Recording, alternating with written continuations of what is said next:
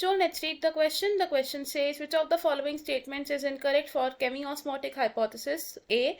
It explains the formation of ATP molecule. B. It is linked with the development of proton gradient. C. It does not involve photolysis. D. It was proposed by Peter Mitchell. Question में हमसे पूछा given options में से कौन सी statement incorrect है regarding the केमियोस्मोटिक hypothesis. तो इस question में हमारा की कॉन्सेप्ट क्या यूज हो रहा है? The key concept for this question is chemiosmotic hypothesis. Chemiosmotic hypothesis.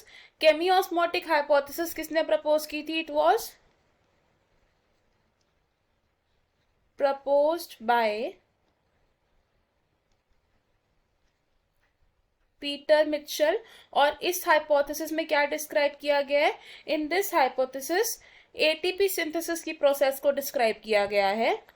तो it describes the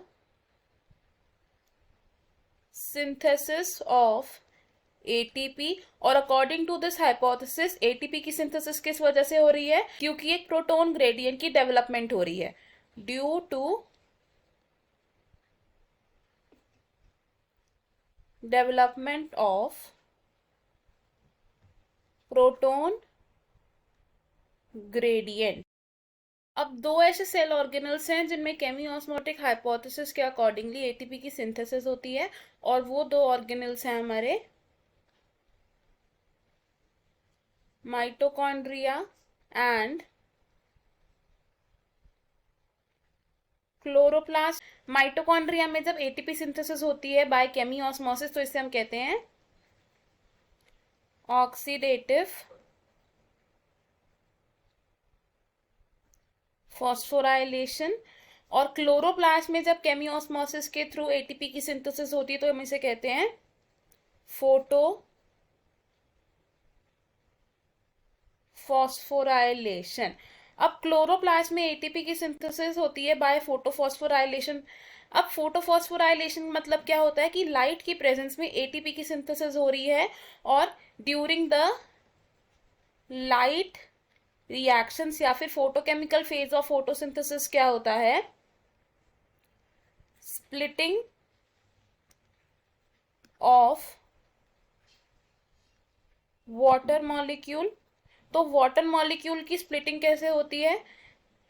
two molecules of water split करते हैं into 4 protons 4 electrons and oxygen. अब इनमें से जो इलेक्ट्रॉन्स हैं ये ट्रांसपोर्ट हो जाते हैं to the photosystem 2 for electron transport. Oxygen chloroplast से रिलीज हो जाता है एंड ये जो प्रोटॉन्स हैं ये ट्रांसपोर्ट होते हैं to the lumen region and वहां से प्रोटॉन्स की ट्रांसपोर्टेशन होती है to the stroma by ATP synthase enzyme और ATP की सिंथेसिस होती है.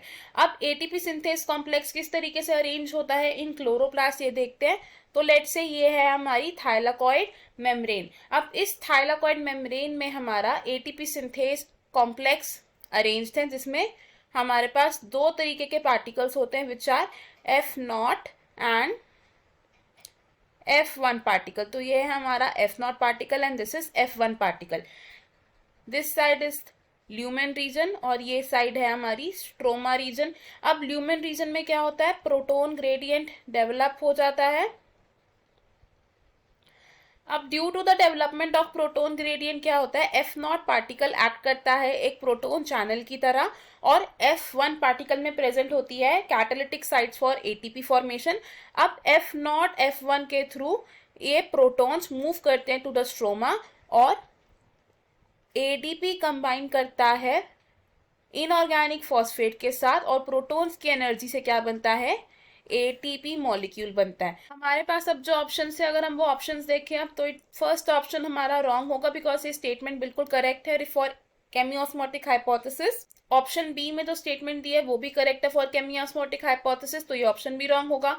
ऑप्शन सी में हमें गलत स्टेटमेंट दे रखी बिकॉज इसमें कहा है कि it does not involve photolysis लेकिन फोटोफॉस्फोराइलेशन की प्रोसेस में फोटोलिसिस होती है. तो ये ऑप्शन है हमारा करेक्ट बिकॉज ये एक इनकरेक्ट स्टेटमेंट है एंड ऑप्शन डी भी हमारा रॉन्ग होगा बिकॉज ये करेक्ट स्टेटमेंट है.